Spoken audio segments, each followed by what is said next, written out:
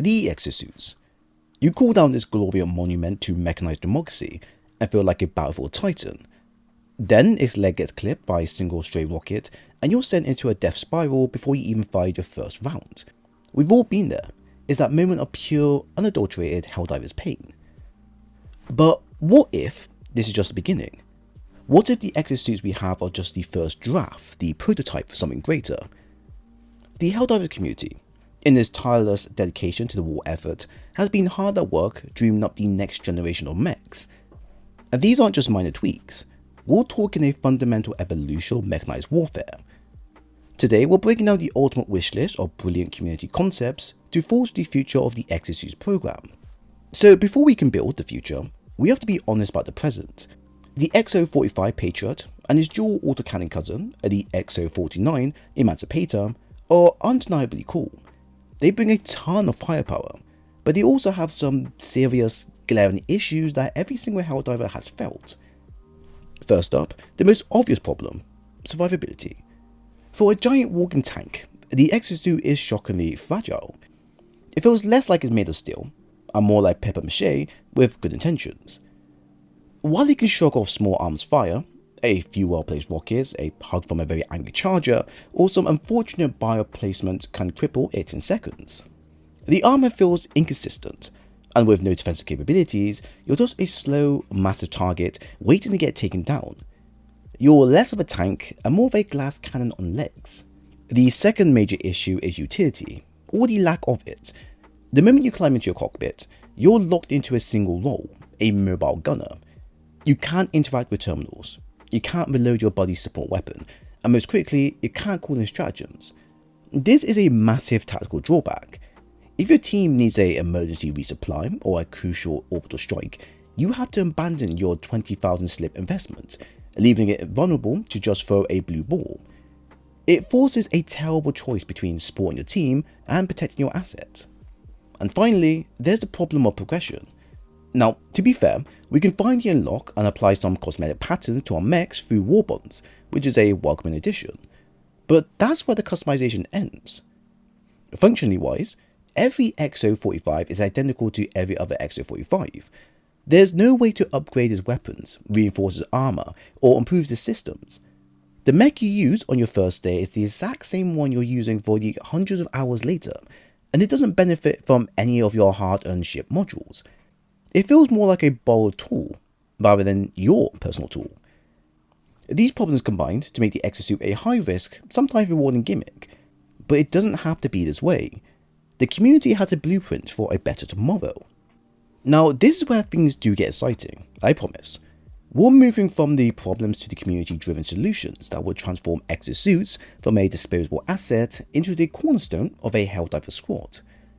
First, let's solve the survivability issue.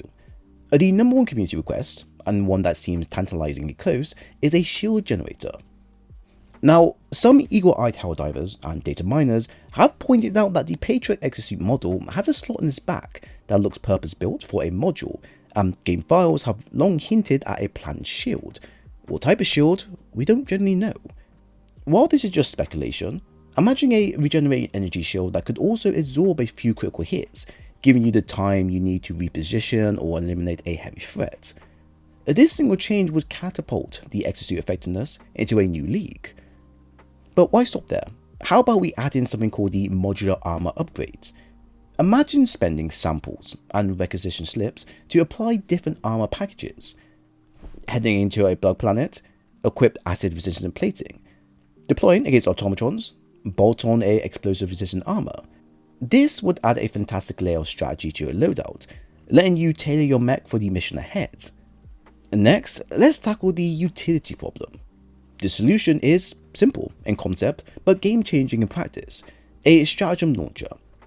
Picture it, you're in your mech, holding a checkpoint. Your team is low on ammo. Instead of you abandoning your post, you toggle a fire mode, aim your arm to the sky, and launch a resupply stratagem directly from your exosuit. This will make the mech a true command center on the battlefield, capable of supporting the team with defensive emplacements, orbital barrages, and reinforcements, all from the safety of your cockpit. And where would all this customization even happen? In the most requested feature of all, a dedicated mech bay on our super destroyers, a whole new section of the ship where we can see our collection of mechs, tinker with their loadouts, and apply these hard-earned upgrades. This would be the foundation of a true mech progression. If you think a dedicated mech bay is a must-have for Helldivers 2, and you're also enjoying this breakdown, do me a favour and hit that subscribe button. We're diving into the future of this game every week at every moment. With a system of customizations in place, the floodgates would open for new exosuit variants, creating a garage of specialized war machines. Many of these ideas are inspired by the glorious history of the First Galactic War. Let's start with a fan favourite from the original Helldivers, the Lumberer exosuit. This was a beast designed for one thing: crack and open heavy armour. Equipped with a massive 90mm cannon, it could obliterate hulks and charges with ease, while a secondary flamethrower handled crowd control. Bringing back the Lumberer would give us a dedicated anti-tank mech, a true heavy hitter for when you absolutely need something gone. Then there's the Obsidian exosuit, another classic from the first game.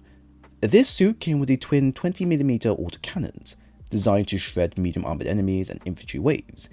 It would be the perfect answer to devastated patrols and swarm of spewers, filling a role that the current mechs don't quite cover. But since we have the Emancipator to fill this exosuit's role, why don't we instead just change the weapons to twin MG 206 heavy machine guns, with 650 rounds each, or more? It would be slow firing, but devastating against pretty much everything near it. But the community's imagination goes even further. Let's talk about the real weapon swapping. Instead of having a fixed loadout, what if the mech bay allowed us to choose our armaments? Imagine building a custom mech, an arc thrower in one arm and a rocket pod in the other for a storm of chain lightning explosions, dual flamethrowers for cleansing out bug nests in holy fire, or the ultimate dream, a massive mech-sized railgun that requires you to brace and charge up for a devastating shot that can one-shot a Bio Titan. This would create a true build diversity. So the exosuits we have now are a fantastic proof of concept. They're a taste of the power and the fantasy of being a mech pilot on the front lines of a galactic war, but they are just the beginning. Through community-driven ideas like shield generators, modular upgrades and stratagem launchers, and a decustomization system built around a mech bay, we can elevate them into a core, evolving part of the Helldivers 2 experience.